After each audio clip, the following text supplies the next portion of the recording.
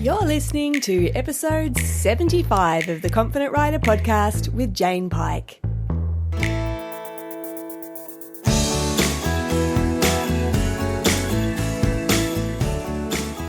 Today, I am super thrilled to be here with Alexa Linton, who I met a couple of weeks ago via her Whole Horse podcast when I was lucky enough to be interviewed by her. And we got along so well. Well, I'll speak for myself. I loved her so much that I was like, we need to get chatting on my podcast too. So here she is today. Thank you so much for joining us, Alexa. Oh, it's such a pleasure to be here. Thanks for having me, Jane. And the feeling is mutual for sure.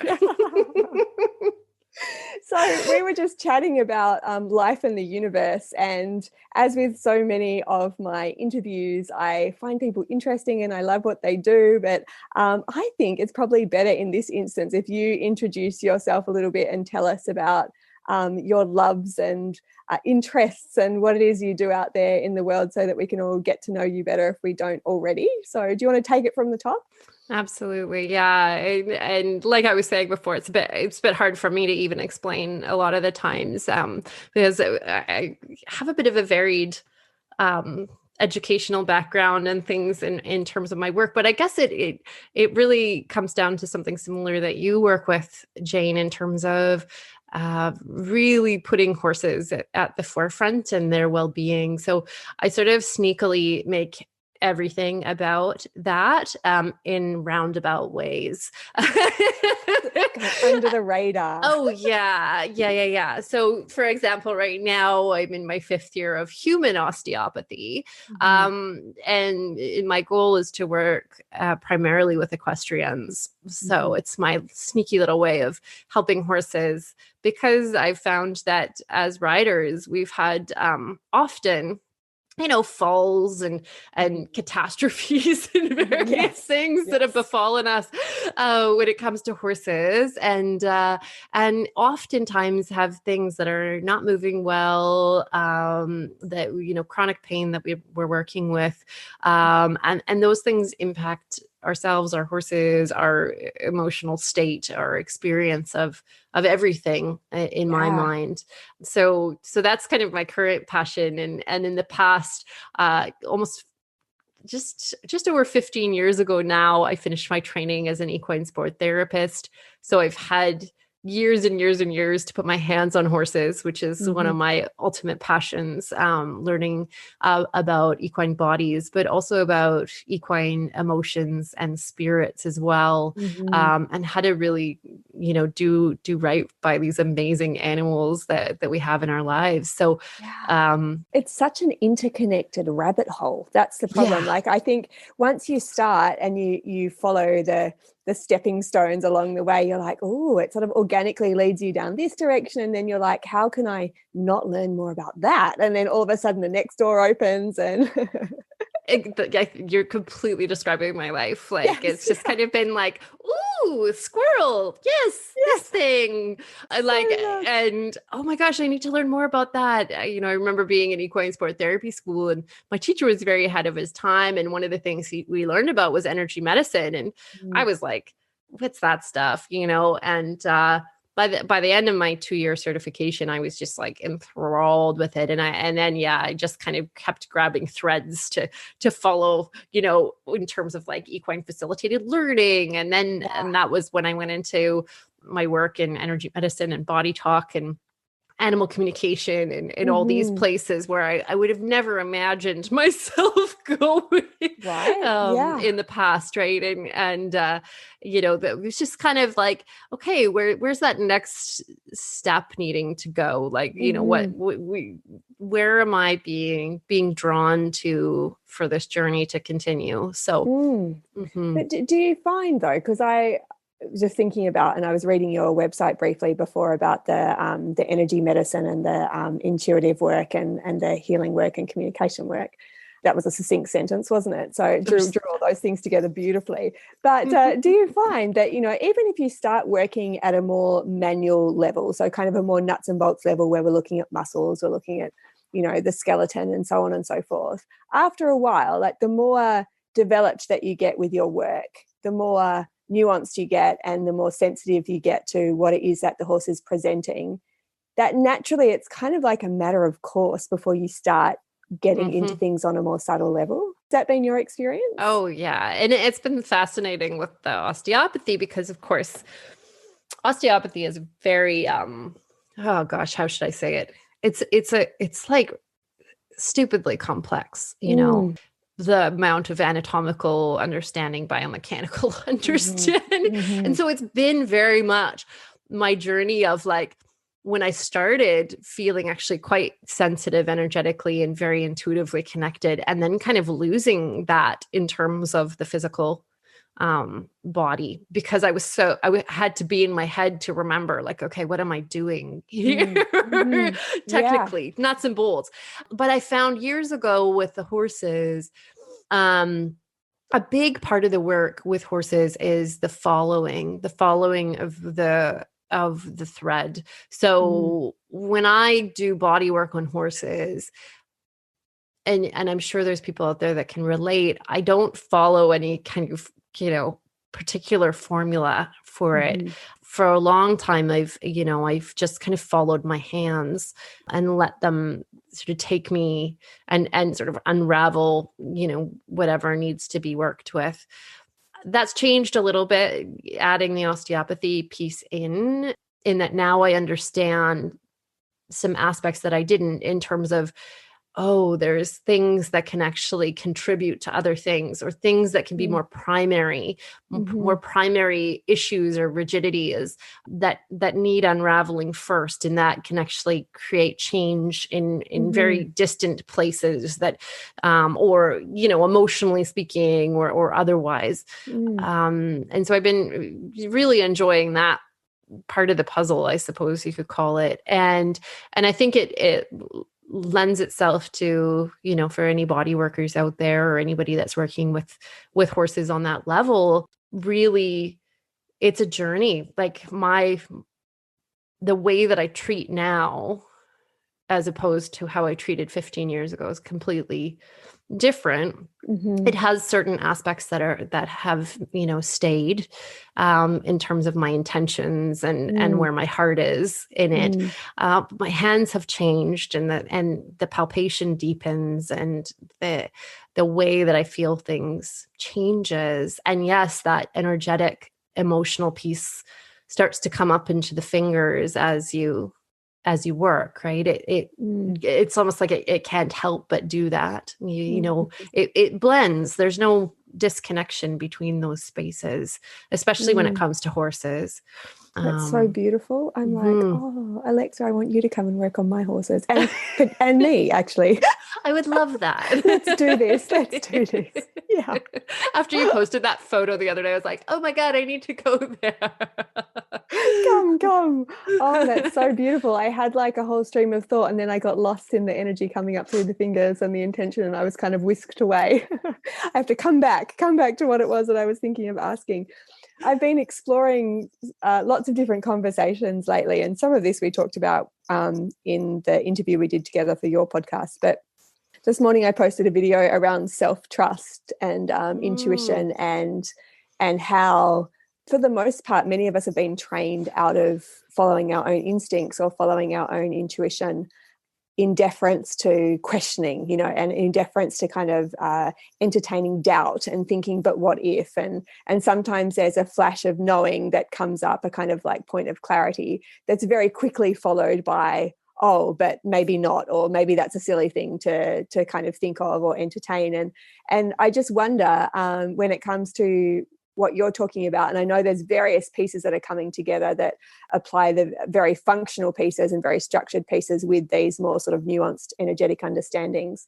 But have you found over the course of your work in the field that you're describing that your intuitive trust and your instinctive trust has grown as you kind of like give yourself over to that experience? Yeah. And it's such an interesting thing, because I think, so I started teaching my friend Laura Bird's animal communication course about 3 or 4 years ago, I think now. That was a real challenge for me, because as a teacher of an animal communication class, you really need to trust yourself and really know yourself and really stand in sureness, you know. And it's been a fascinating journey because I've had moments throughout my, you know, so let's say the last 15, 17 years, many moments of doubt around my intuitive process. And I find that the horses kind of always bring us back or bring me back to, hey, you know, you've got this, it's okay. Like, you know, and but that self-doubt is so human in us. It's so, there's something deep there. Oh gosh. Like just this deep, not enoughness that we can travel into so easily, you know, oftentimes for some of us, you know, I think I definitely have potentially struggled with that maybe more than others, but I think for good reason, because it's allowed me to actually, I hope, help others with their doubt. Because it is crushing. It can be crushing for those of us who want to explore, feel, and, you know, call it what you like, right? Instinct, you know, following your instinct, following your intuition. Doubt is the biggest poison for that work. And because it just creeps in and is like, you don't know what you're talking about. You don't have this sorted. And, you know, it can be very, very challenging and I'm sure you've experienced that, right? And oh, no idea what you're talking about. Never Oh my goodness. Like, I think that if you have your own business where you're required in some way to have a public voice in some form, you know, and I consider myself to have a very tiny piece of that. There are people out there with like huge audiences that they're speaking to, and I think you're the same in that, like, I find quite often what I'm doing is I'm learning and I'm assimilating and I'm expressing. I'm learning, assimilating, expressing in very short sequence. Like, and that has a huge benefit in terms of, like, you really, in order to like take something in on a deeper level and be able to teach that or express that in some way, you have to make sense of it. And often it's in the articulation that process starts to integrate. And so the teaching is very much a learning experience for me. But I mean, especially starting the podcast or any kind of like, I don't know, any kind of putting yourself out there, I guess, is like, I've been racked with self-doubt about it. Or I'll have moments afterwards where I'll like hit publish and then I'll get like a hot flush and think like, what? Retract, abort mission. And so the rule that I've made for myself in that is that I create and I release. So it's like I create, I do, I put it out there and I have to just let it go, because otherwise I just overthink that puppy like so badly. Oh yeah. You know, and I mean, I think many of us are prone to perfectionism and, you know, are fearful around mistakes and judgment and criticism. Like it's all quite deeply ingrained. And so that sense of like, putting something out there for, you know, consumption or teaching, can be absolutely challenging. And particularly when it comes from like a heart space of like, this is, I'm sort of laying my heart down for you to see. That place can be, I think it's one reason why so often, we want to stay small. We want to, like, you know, the sort of pervasive feeling is retreat and hide, right? Like, get me out of here. And so it takes great courage to come through and to speak that out, even if the speaking out is, I doubt myself, you know, I'm not perfect. I make mistakes. I don't always get it right. I am scared. Like those places of vulnerability and openness, I think can create a beautiful bridge for a lot of people, right? I know for myself, on my podcast and in my programs and things, one of the things I do, and not in a self-degrading way, but like in a like, hey, just want you all to know that I'm I'm really human as well.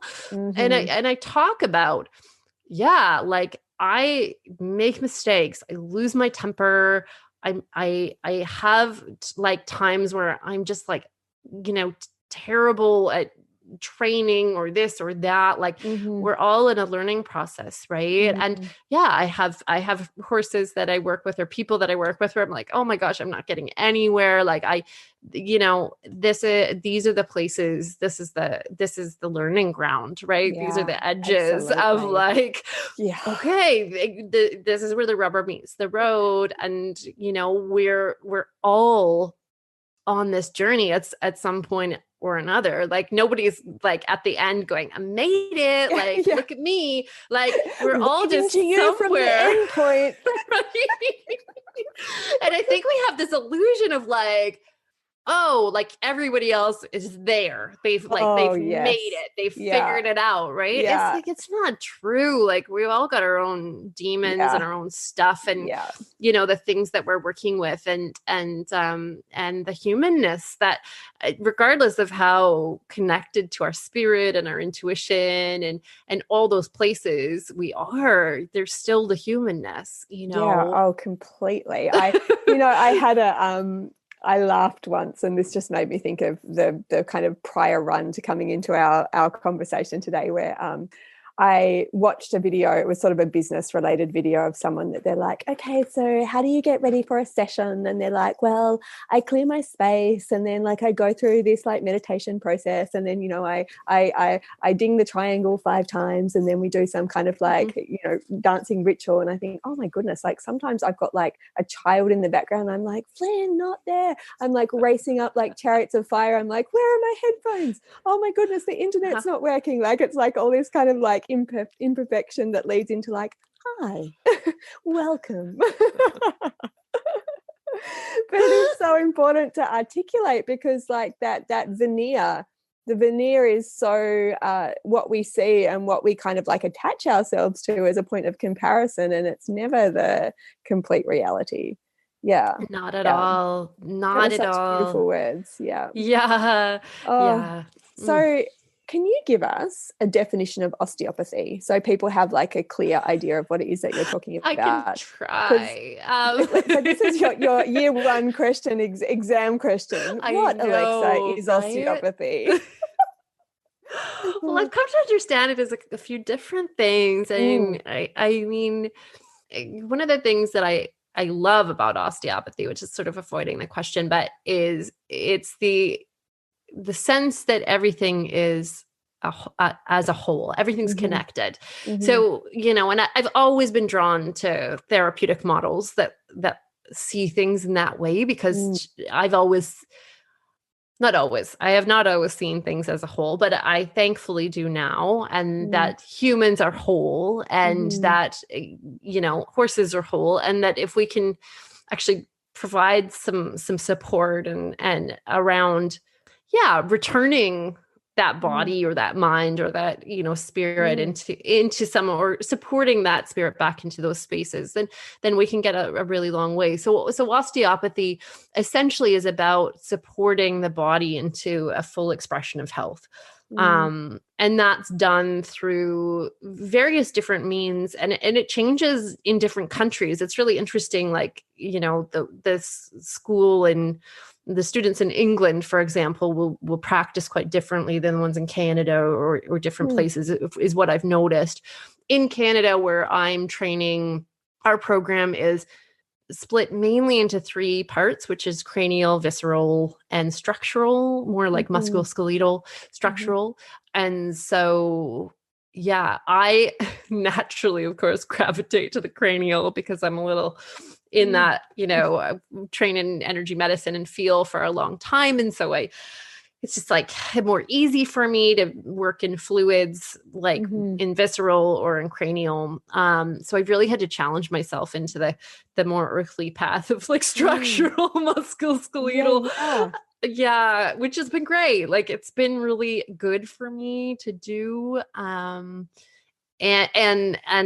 personally, osteopathy has really changed so much for me in my body.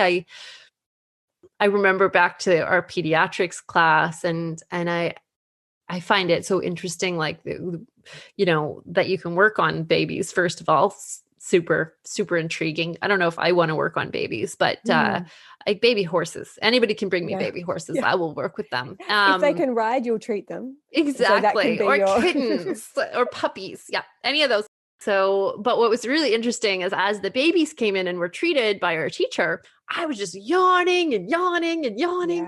And it was almost like my little baby self was like, oh my God, I so needed this. Like way back in the day, 40 years ago, this is what I needed. And I think a lot of us actually come into the world with stuff like physical stuff kinked. We're a little bit kinked up, right?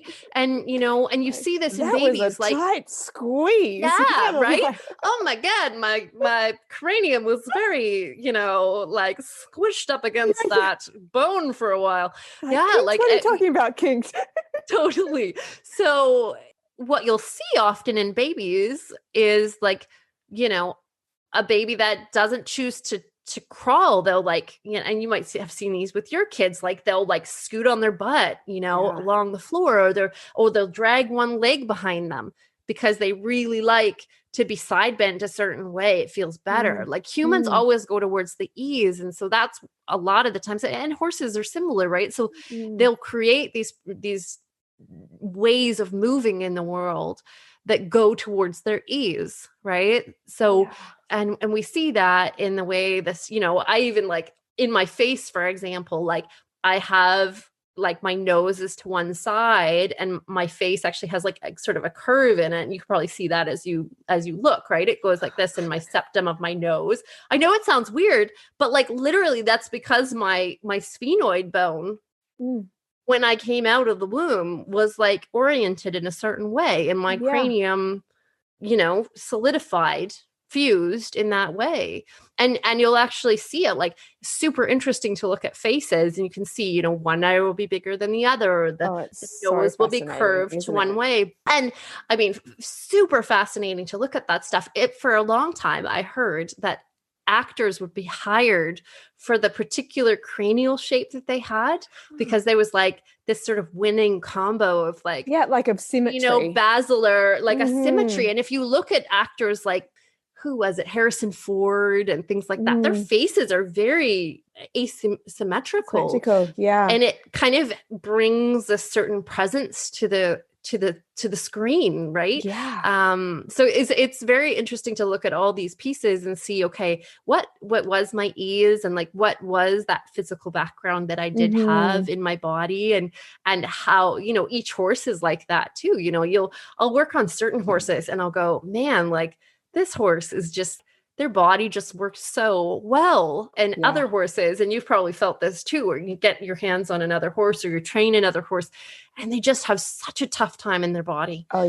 You know, and they may not even have like a history that explains that, you know, but it's just how the chips have landed within their system, right? Completely. You made me laugh thinking about face symmetry, because another back to the whole business experience where you're seeing yourself on video more than a human should see themselves on video.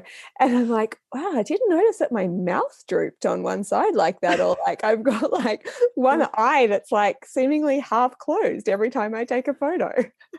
So I wouldn't be in that like actress Harrison Ford camp. I would be in the quirky camp. We'll have her as the extra out the back serving the coffee.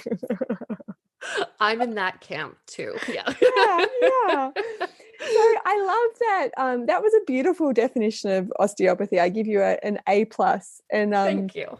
And what I think I had a very limited understanding of it, in that I or maybe my experience of it and my explanation of it from other people has been very functional in terms of the bones and the muscles, and not so much paying attention to the viscera and the, you know, the craniosacral aspects of it. So it's beautiful to hear it talked about as that kind of in that model. I think the visceral work in my own body, and I mean, lots of people don't think about visceral work, right? It's kind of an area that gets missed in the manual therapy.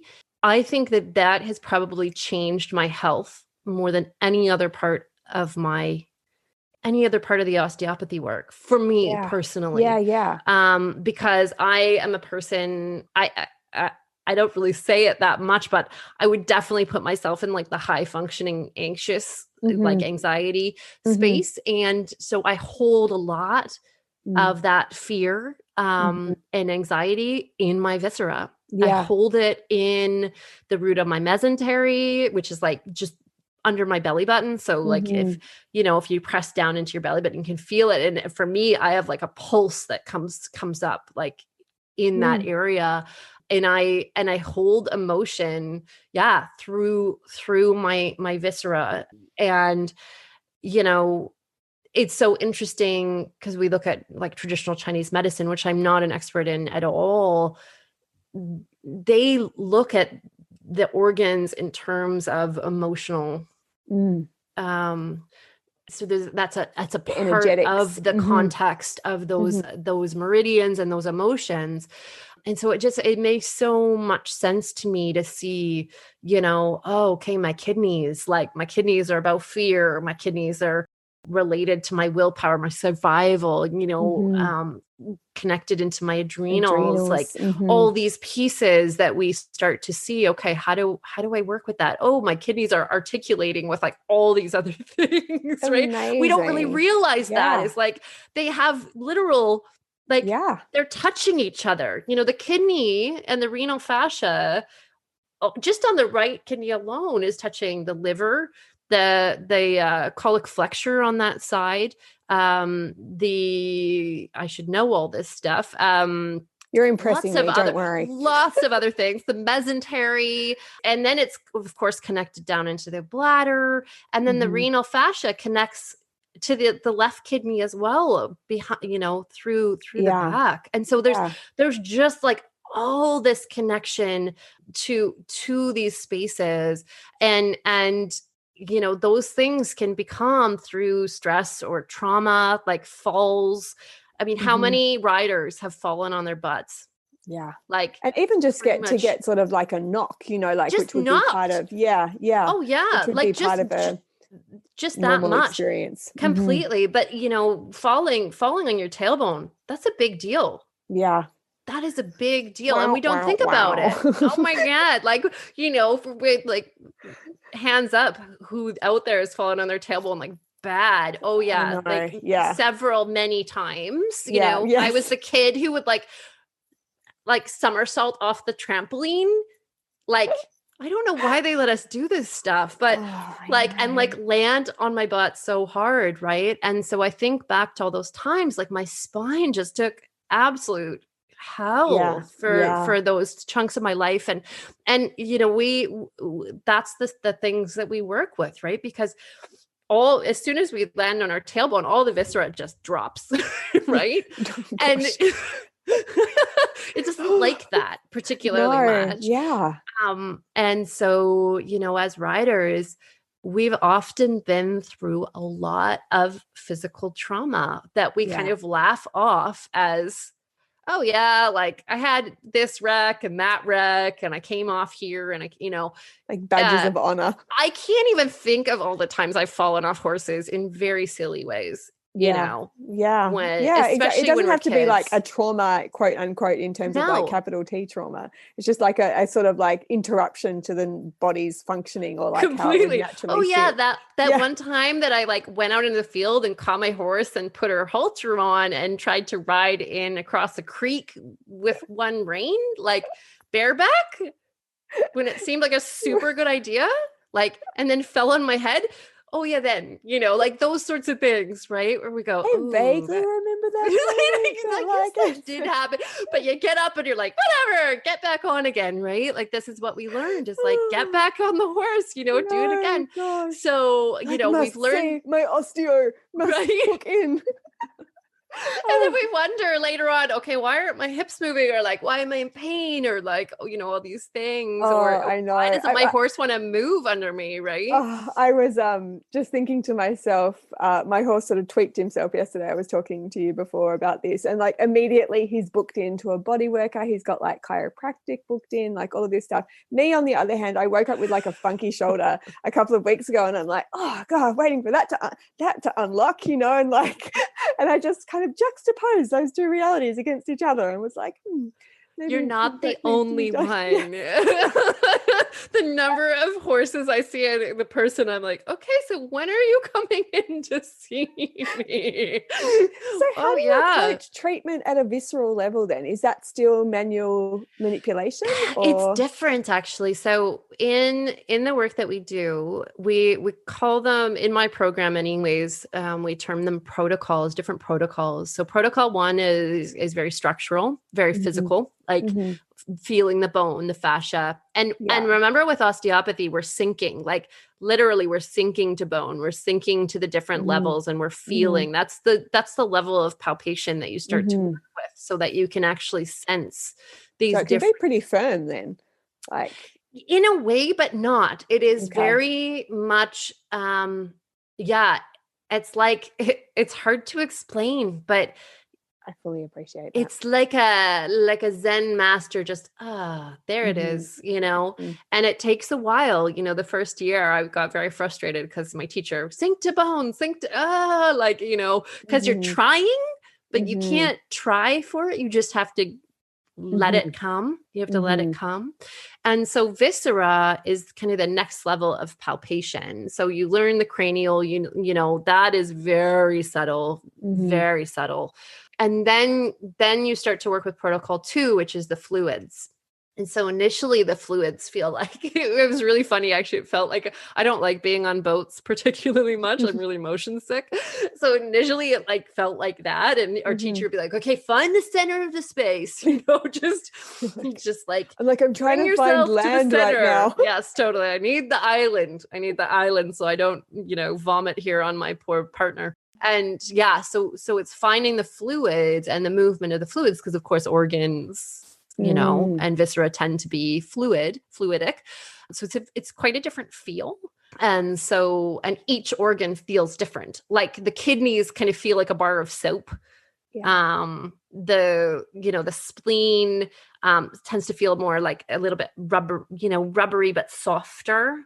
The mesentery feels, they always say, like it's like a bowl of noodles is what it feels like. So you kind of get into this, okay, what does each organ feel like when you're working on a lung? Sensitization process. Oh yeah. Hands, when you're working on a lung, it feels completely different than a liver, which is much more solid, right? Wow. So you can find your diaphragm by, even tapping and listening. Okay, where am I on the lung, and where does the liver begin? Because the liver has a more dull sound. And so we find these different spaces and then track them and track their movement and track their flow as well. And their mobility, how they want to mobilize within the space. Because if they're stuck to something or stuck in a certain position, they're not going to be able to move freely in the way that we want them to. Right.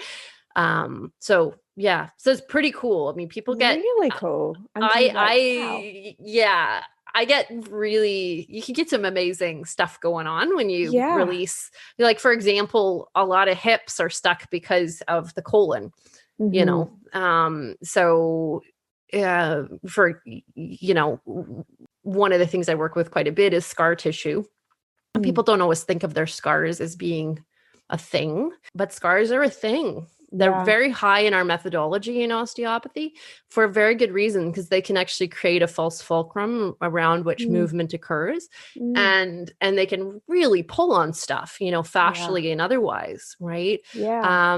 So something that seems really small, like an appendix scar or even a laparoscopic surgical scar, which goes quite deep.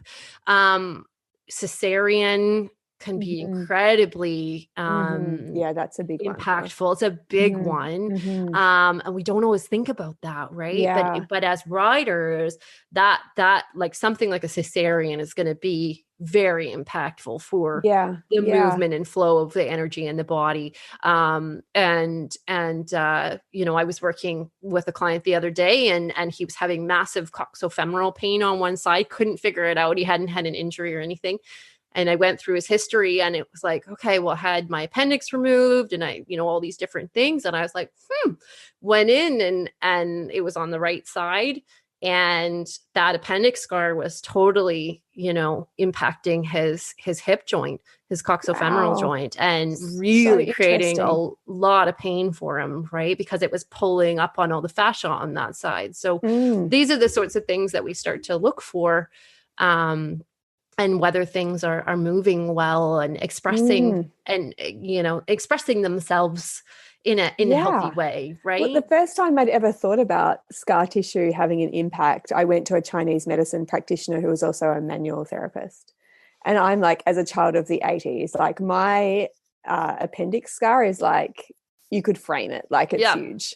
And I've seen someone's more recent appendix scar and I'm like, that's not an appendix scar. It's like the whole Crocodile Dundee thing. Like, that's not a knife. This is a knife type thing. I've got like, you know, spanning the width of my body, they've gone in for the appendix.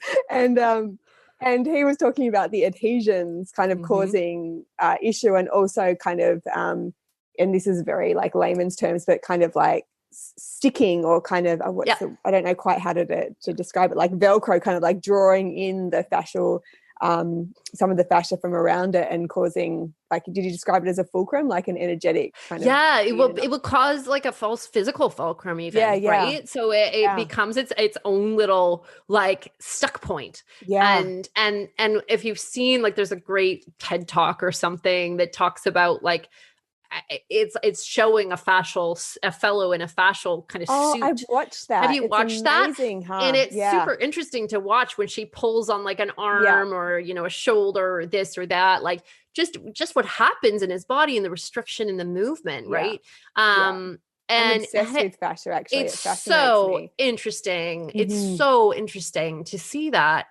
And when we look at the whole picture of how something's showing up, because oftentimes it's going to affect something that's really far away. You know, I have one client who she's got a scoliosis like I've never seen, 2 inches higher on the left shoulder than the right. And she gets this crazy pain in her left hip.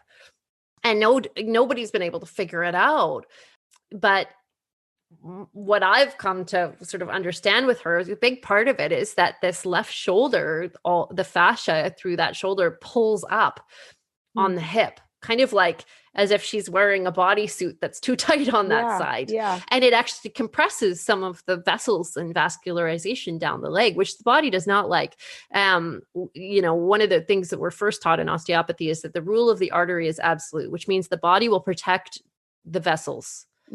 It will do whatever it needs to do to protect the vessels because it knows, like, that's its bread and butter, right? Like you don't want to mess with that. And you need your arteries, you need your veins to be able to survive. And even if you look at the way the body's put together, like the thorax is impressive in terms of its armoring for the heart and the lungs and what they represent for us in terms of survival. And, you know, so it's so interesting to look at that. Her body is trying to work with this changing, you know, this change in alignment, or not necessarily change, but more as she grows older, she's, you know, the rigidity coming into the scoliosis, the functionality is changing, and it's changing the rest of the body as well. So cool. So interesting to see. And that happens in horses too, right? Like this is not, you know, just in humans, but this is something that we can actually utilize and help with, because, you know, most of our male horses, gelding scars can be really impactful. And I've seen like little scars on legs be really impactful, right? Where you're like, oh, I'd forgotten about that. but it is changing the way that the fascia moves, the way that the vessels move. Yeah. Right. And the way that horse can mobilize. Yeah, that completely makes sense. I've become fascinated and sort of more, I think in the beginning when I did yoga therapy in my health science degree, I was, sometimes when you're learning something and you have to become like a bit of a purist for a while, and then you kind of develop your own stuff, and you realize some of the things you were holding on to were just like beliefs, and it wasn't actually set in stone. So there used to be a lot of talk in the beginning, and this is sort of, a while back now, where we talk about organs, or we talk about structures of the body holding different emotions. And way back then I was kind of very skeptical of that. I was like, no, maybe that's not a thing. But now I'm like, oh, that's totally a thing. And I'm just curious to know in your experience, because when I've dived into the somatic work that I teach and practicing what I preach, like I've gone through a lot of the processes, and I do a lot of movement work that's with specific intention for nervous system regulation, or kind of like unsticking or unfreezing. There's specific things that we might do in different situations. And what was really interesting for me was when I was pregnant with both of my boys, I had really, really bad morning sickness. And with my second child, Tommy, it was like completely debilitating to the point where I was medicated just to be sort of functional. And prior to that, after that, I had continued on sort of remnants of morning sickness even after I had him. And then the reason this is sort of has context, but when I started doing the somatic work, I realized how much freeze there was in my internal world, like on an organ level, on a visceral level, on a fascial level, where when I started to like add some energy to that and add movement to that and get specific about what it was I was doing, it was like an unraveling of like going back through these processes where I went through like periods of nausea. I went through periods of kind of like unfreezing and releasing that stored stuff that was there from having been kind of pushed down, I think, during these processes. And now it's resolved itself, which I found it's just been fascinating, like really, really fascinating. And so where I was heading with that was like on the level that we're talking about right now, do you find that there are emotional releases or repercussions that come alongside of that work? Yeah. Absolutely. I mean, especially certain areas like heart work for sure. I always warn people, generally heart, liver is another one where there tends to be because the liver in Chinese medicine is looked at as, it's a very interesting organ because it has the capacity to do a lot of different jobs, and it will take over for other things if it's, they often call it like the dictator or the general. Like it's, it does a lot, but it also stores a lot of anger and frustration. And I think that's something many of us don't express as easily as maybe we could or feel safe expressing. And so often that can really get some things moving to work the liver. Like, whoa, we've got a car tire in here. And it's massive. The liver is huge. I mean, if we're talking articulations, it is like, it's talking to everyone, right? The lung, the heart, the stomach, like pancreas, duodenum, colon, kidney, like mesentery, like it's in there, right? Doing a lot of stuff. And so the diaphragm, like, is a big one. Like, you think the liver is literally suspended from the diaphragm, right? And this is our main emotional processor. And it's also like huge for pressure regulation and like vagus nerve regulation and all these things, right? The diaphragm is just, like it could go on just about that.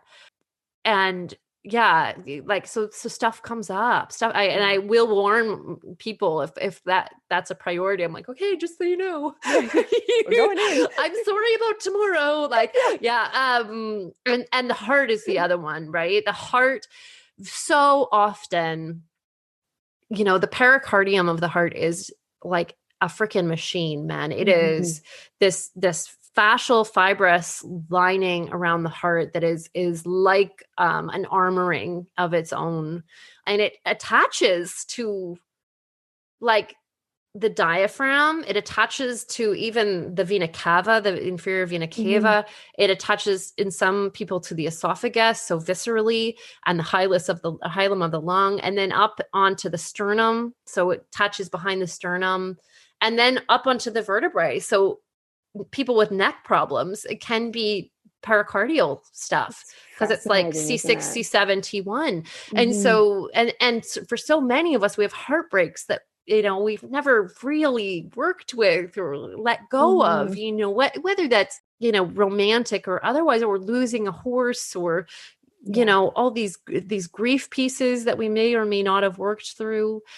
So to mobilize that can be massive. And the lungs as well. I mean, the lungs are where grief tends to be held, and that can be huge. If someone has grief that is stored, that hasn't been released, it can be a huge release to do that. And you'll often find that, someone who has, say, chronic bronchial infections or chronic pneumonia, or, it can be driven by something that's unprocessed, that hasn't been dealt with, or a stress that's there, or a loss of something that hasn't really been looked at. And that goes for horses too. I mean, our horses lose a lot that we don't always think about, for many horses that I connect with, some of the biggest traumas that they have in their life are weaning, both for mare and foal, but also losing pasture mates or being moved from a barn without a lot of notice or a lot of preparation, which happens a lot. Heart. It's hard. It's hard on them. And we don't always take the time to go, hey, this is what's going on. And this is why, right? I watched my mare Raven, her neighbor is moving, and she moved across the street before she moves to her next, home with my neighbors. They have to put up fencing and stuff for her. But Raven stood at the top fence today for like 2 hours, just looking out across the road where she knows Peanut has gone. Like, do you know what I mean? They know. And I stood there going, what is she doing up there? She wouldn't come down. And I thought, she knows. Like, she knows that Peanut is leaving, and they've spent all this time together across the fence building a herd, and we just don't always take it into account, right? We forget. Can get a little self-absorbed. We forget sometimes, right? That they need time, and they need our support to move through this very human world of, okay, transactional and got to get this done. When we sell a horse, like, that's a huge deal for them. They're leaving their family and their community, and it's huge. And I hope that we can get to a place where it is treated as such. And when they lose a herd mate, like to death or otherwise, it can, to be able to support them through that process and be with them through that process can be challenging, yes, but important. I know that I've written a book on death and dying, and my morbid little self. But I also found a beautiful little self. I know, right? And actually a beautiful, like, I think the two things can exist at the same time, like very, very hard and very, very beautiful. Yeah. I think so too. And that's why I wrote the book, because I was like, okay, what is the thing that my clients struggle with the absolute most? Yeah. And I was like, of course, it's. We're going to have to get on a whole nother episode and talk about that, actually, because like I have big conversations around this as well. And I've been wanting to talk to someone about, oh my gosh, explicitly. It's such big work. And you know what, like I've just been blown away, because this is where, my sort of woo animal communication side comes in, and people will reach out, and I love it when they do. I love it when people are like, okay, a transition is coming. I need support. We need support. I'm like, thank you. Yes. Let me, I would love to help, because it can be so beautiful and sacred if done right.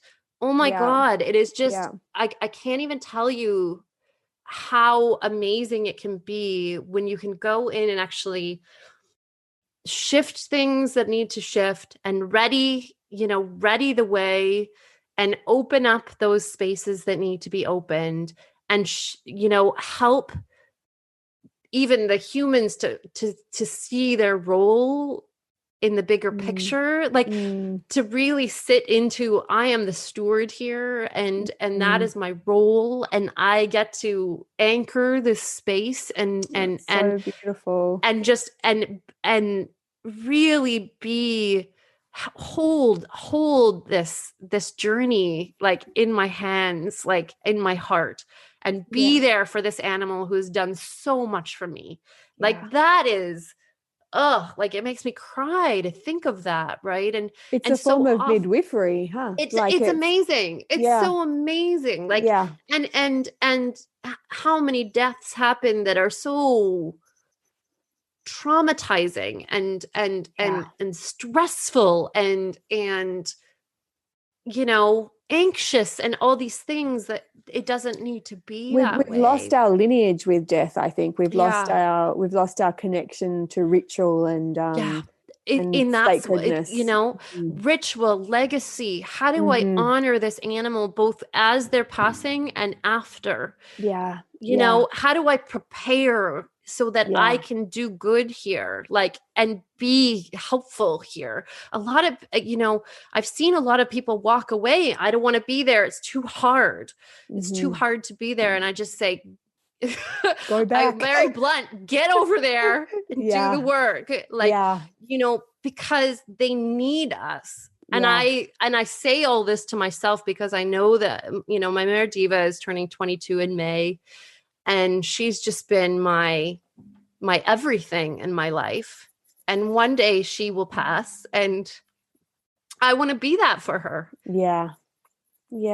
Oh, and that's so like beautiful, Alexa. It really is. Yeah. And we're so fortunate, or it's by design, one or the other, where maybe it's sort of too much to put myself in this category, but definitely we're part of a movement of people that are recognizing this relationship that you talk about, like that it's beyond the transactional, that it's like this is a transformational experience. It's a life experience, and it's so much more than just like, I'm just going to get on and ride over that jump kind of thing. Like it's and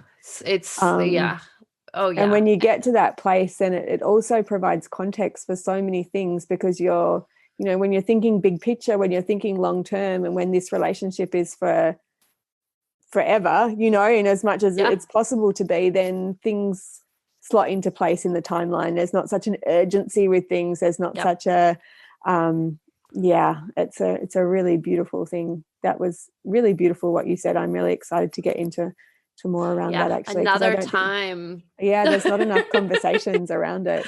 I agree. I think it's such an important topic, and I think we tend to avoid it because it's hard, and it's we don't like to think about it, right? It's like, no, not today. And what the problem is, if we don't think about it, it comes and we are not prepared for it. We are not ready, and it hits us like a truck, and the more that we can be prepared, like, for it, in a good way, like not in like, oh my God, waiting, not in a fearful way, just like, I'm ready for when the time comes to be able to be present for this being that I love, and to do right by them in that space. Right. And that so beautiful. That, I think, is such a gift to be able to give, it really is. And man, there's nothing that I love better than supporting a horse and human through that space. Like it just to know that transition is as peaceful and as sacred as possible, even though it's still a loss and still hard. But that everybody feels heard in that space is like, oh, it's so good to be able to offer. It's a pretty special thing. Yeah. I just need a moment. I need a moment. I know. To I'm all like myself. So if we take it full circle back to the start of our conversation as a way to kind of like tie things off for the moment, because now I'm like, oh, we need to talk about that, and we need to talk about that. In terms of self-care, like something that we can do to, look after ourselves, but also just honor the experiences that our bodies are having, that our horses' bodies are having, so that we can maintain wellness primarily and kind of maintain our best sense of aliveness that's available to us. Is there something that you can think of, or like, is there like a couple of things? I know this is probably like the $1 million question that perhaps we're not paying attention to as horse people. And that might even be like, look, get yourself to see someone, or like, get this help. It's so funny because like it's been so big for me lately, that self-care question, and it annoys me. It so annoys me, like only because I have this like self-destructive streak. So I just and go, it's become such a catchphrase as well. Oh, it's such a catchphrase. And and then but I keep rounding, or like I keep landing in front of it over and over. And I think there's a uniqueness to it. And I think, right now it's so interesting, and I'll get into it because like, why the heck not? My uterus has been up and saying stuff lately. And I was diagnosed with fibroids 2 years ago. I actually like went to the hospital in Perth when I was over there, and, that was fun. And, oh man, that's painful. It was really painful. And I learned a lot in that time about the parts of my body that I had ignored for a very long time. And I think, I'm not the only one that is guilty of that, especially of for us women, our reproductive system and things. It's pretty easy to go through and just be like, and to normalize things which actually are signs of like something's up. Are not normal, right? And so, it was so interesting because I was doing some somatic work last night on my uterus, which has been not feeling great. And I was like, what do you need? Like, what do you need? And all it said is, I need love. Like, I need love. And I was like, oh, okay. So that means that I have to stop eating the brownies, and I need to, right? I need to like move my body every day, and I need to, take the herbs that do good for you. And I need to, I need to do the self-care, but not from this space of I'm doing self-care, but from a space of like, I actually freaking love my body. Yeah. I don't want it to break down on me. Exactly. Like, I don't want to have to like go in and have surgery and get this part of me removed. I want to love it now so that we can keep doing all the things that we want to do, right? And be in a vibrant place. So that's I completely agree. Right? I heard a beautiful line that says, we care for what we love. Yeah. And so it's like, and it sounds so simple and so obvious, but it's like, like if you're not taking care of yourself, it's like an act of, you're not loving yourself basically. And again, those are such loaded sentences and words in the kind of like pop culture sort of self-help, self-development world that I have like it makes me kind of squeeze my bum together and like reject. But then at the same time, it's like, okay, what is it that we do need? Like, what, and how is it? Why does that feel like such an awkward conversation? Or why does that feel like such a kind of like, why do I need to screw my nose up at that? Is that part of my like, it's fine, I'll be fine, like leave me alone kind of like attitude, which I have taken on in different stages of life. So me and you both. I love that answer. I love everything that you talked about. I love you, Alexa Linton. It's amazing. The whole conversation was like, yes. I'm like playing the harp and like I'm ready to soak in more awesomeness. So anytime. I would love to chat more. For the other people that are simultaneously in love with you at the same time, where should we all funnel our appropriate levels of attention in order to access your awesomeness? Well, you can always go to my website, which is alexalinton.com.